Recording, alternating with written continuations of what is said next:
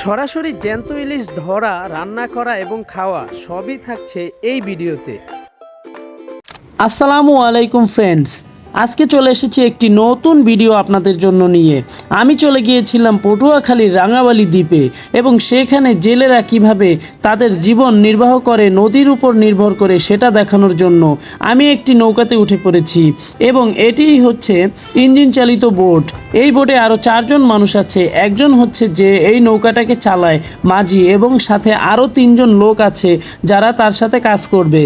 প্রথমেই তাদের নৌকা রাখার যে স্থান, এই জায়গা থেকে এটাকে তারা সুলেজ বলে, এই জায়গার নাম হচ্ছে সুলেজ।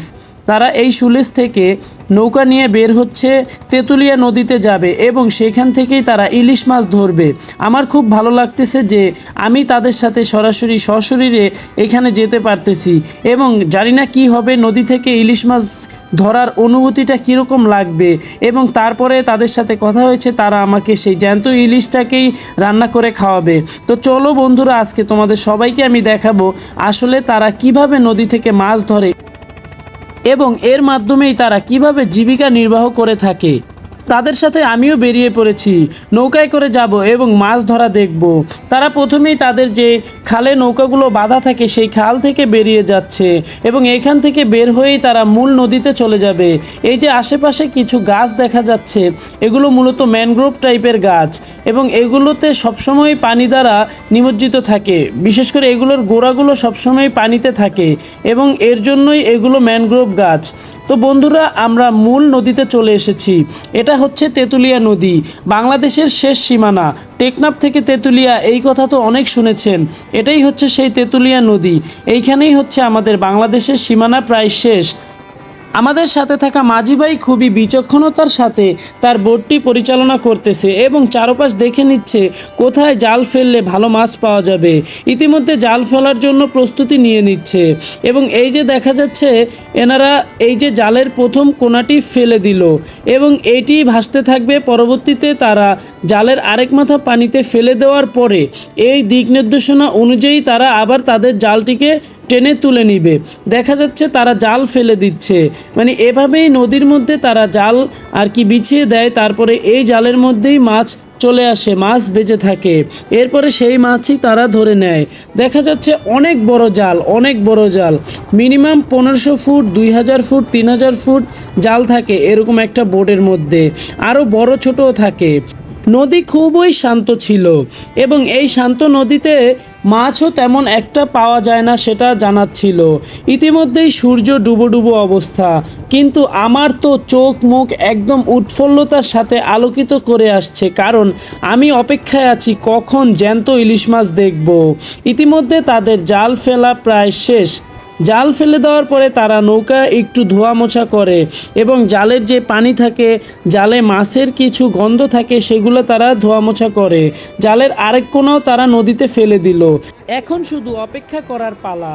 মাঝি যখন মনে করবে যে এখন জালটা তোলা উচিত, তখনই তারা জালটা টেনে তুলে নিবে।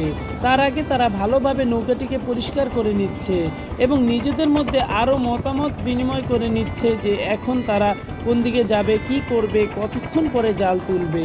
তো চলার পথে মাঝির সাথে কথা বললাম, পাশেই একটা নৌকায় ইলিশ ধরা দেখতেছিলাম। তারাও বেশ খুবই স্বাচ্ছন্দ্যর সাথে ইলিশ ধরতেছিল, কেননা ইলিশ ধরার মৌসুম এখন এবং এই মৌসুমেই তারা ইলিশ ধরে। দেখতে দেখতে সন্ধ্যা চলে এলো এবং আমরাও ওয়েট করতেছি কখন এই জালটা টেনে তোলা হবে।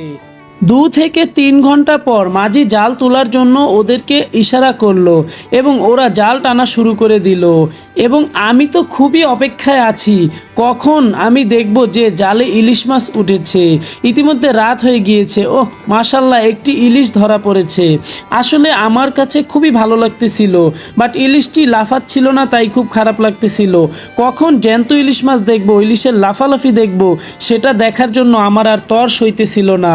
তারা জাল টেনে টেনে উপরে তুলতেছিল এবং সাথে সাথে তারা ইলিশগুলোকে ছাড়িয়ে নিচ্ছিল এবং জালের মাঝামাঝিতে কিছু ইলিশ, যে ইলিশগুলো এখনই ছাড়ানো যাবে না, ওই টাইপের ইলিশগুলো তারা এক পাশে রেখে দিচ্ছিল যাতে করে পরে সেগুলো ছাড়ানো যায়। এগুলো পরে তারা ছাড়িয়ে নেবে, আর না হলে তো জাল টেনে পারবে না একসাথে, একতালে জাল টানতে হয়।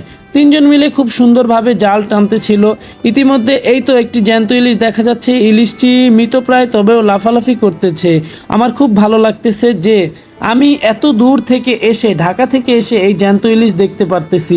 বাহ, মাশাল্লাহ, আল্লাহ তাআলার কি অপরূপ দান, কি নেয়ামত, কি রহমত। কত সুন্দর ইলিশ, একদম চকচকে ঝকঝকে ইলিশ, নদীর ইলিশ। আহ, এই যে দেখা যাচ্ছে ইলিশটা কত লাফালাফি করছে। আসলে এই অনুভূতিটা আপনাদেরকে বোঝানোর মতো না যে সুদূর ঢাকা থেকে এসে এই দেশে নদীতে রাতের বেলায় জ্যান্ত ইলিশ দেখার জন্য আমি কতটা ব্যাকুল হয়েছিলাম। আপনারাও যদি এরকম অভিজ্ঞতা নিতে চান বা এরকম নেওয়ার মনে ইচ্ছা থাকে, অবশ্যই ট্রাই করে দেখবেন। এটার যে অনুভূতি সেটা বলে বোঝানোর মতো না।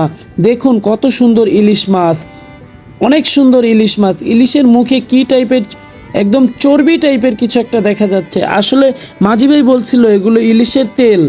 ইলিশের তেল ম্যাক্সিমাম সময় এরকম দেখা যায়। এই ইলিশ অনেক স্বাদ থাকে। যে ইলিশের মুখে বা মাথায় শরীরে তেল থাকে ওই ধরনের ইলিশ খেতেও খুব মজা।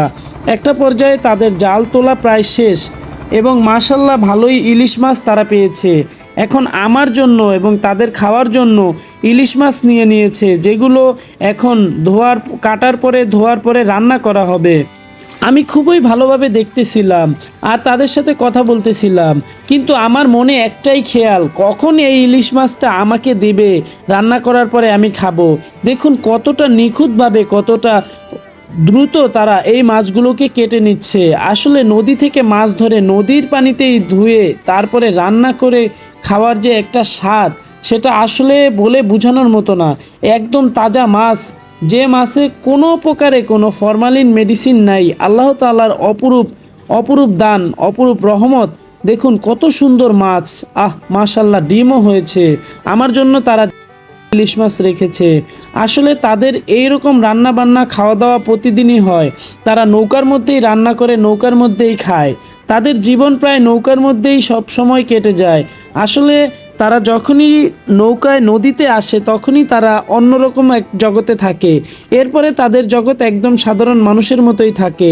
মাছগুলো কাটার পরে ধোয়ার পরে হলুদ লবণ মাখিয়ে নিচ্ছে এবং আমি খুবই উৎফুল্লতার সাথে ফলো করতেছি কখন তারা এই মাছ রান্না করে আমাকে দিবে। একটা পর্যায়ে তারা কড়াইয়ের মধ্যে মাছ ছেড়ে দিল এবং মাছের যে একটা ঘ্রাণ, জাস্ট আপনাদেরকে বলে বোঝানো যাবে না। এত সুন্দর ঘ্রাণ আসতেছিল, আমি জাস্ট কোনোভাবেই এই ঘ্রাণটা থেকে আমার নাকটা সরাতে পারতেছিলাম না। আসলে আমার নাক মনে হচ্ছে ওই ঘ্রাণের দিকেই যাচ্ছে বারবার। চুলা এবং গ্যাস সিলিন্ডার তাদের নৌকার মধ্যেই থাকে। নৌকার মধ্যে ছোট যে ঘর, সেই ঘরের মধ্যেই তারা রান্না বান্না করে খায়। এই যে আমার জন্য মাছ এবং ডিমও দিয়েছে। দেখি কিরকম স্বাদ। বিসমিল্লাহির রহমানির রহিম। সেই স্বাদ, মাশাআল্লাহ, আলহামদুলিল্লাহ। আপনারাও যদি নদী থেকে এরকম মাছ, একদম জ্যান্ত ইলিশ মাছ নদী থেকে ধরে তারপরে নৌকায় বসে খেতে চান, অবশ্যই আপনার নিকটস্থ বা আপনার কাছের কোনো আত্মীয় স্বজন, পরিবার পরিজন কেউ যদি থাকে তার সাথে যোগাযোগ করুন আর মজা নিন।